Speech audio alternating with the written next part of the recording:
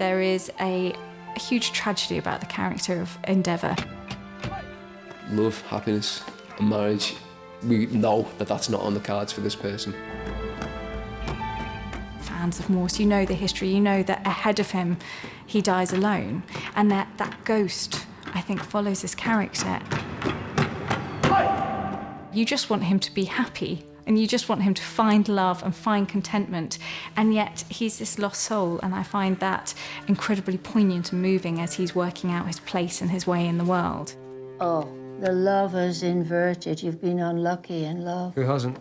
I think people are like, come on, when's it gonna... There's that want for it to happen. And I think that Joan did give him the opportunity.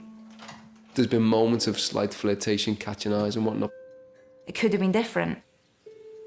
I feel like it's been a series of missed moments, missed opportunities. Love and fishing. Sooner or later, it all comes down to the same thing. The one that got away. At the end of the last one, Joan is kept hostage along with myself in a bank. Joan feels very much like she was to blame for that.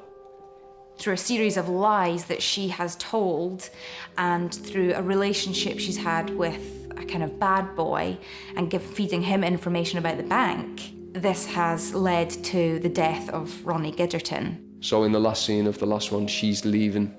She wants to cut all ties with everything to do with Oxford, with the bank, with her old life. This also coincides, I think, with she's just growing up as well and needs to fly the nest and needs to not be like her parents. Did we do something wrong?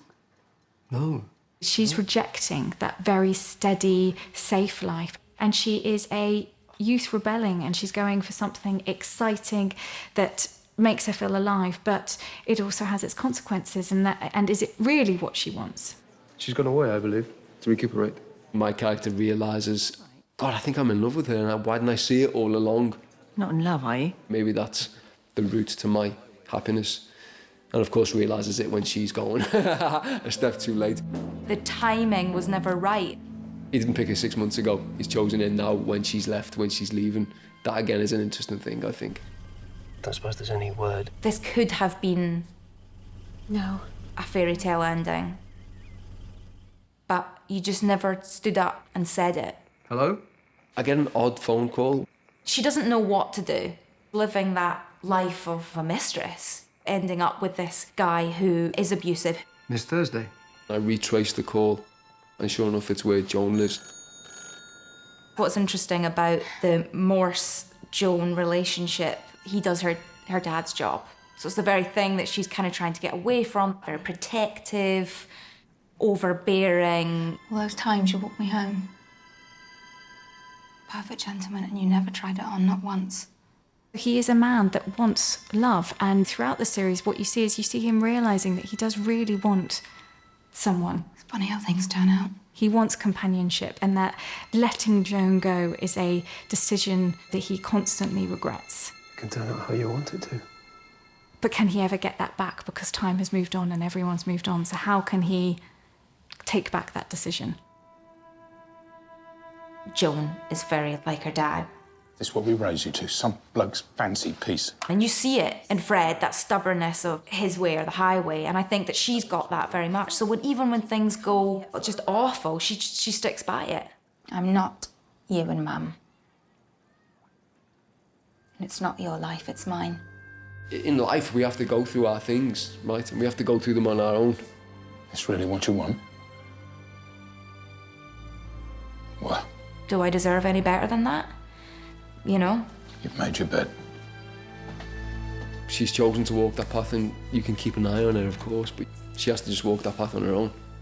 She's shacked up with this guy who then beats her, and she comes to my flat. She's got nowhere to stay. It's a call for help. But then when he offers it, she doesn't know how to take it. Marry me.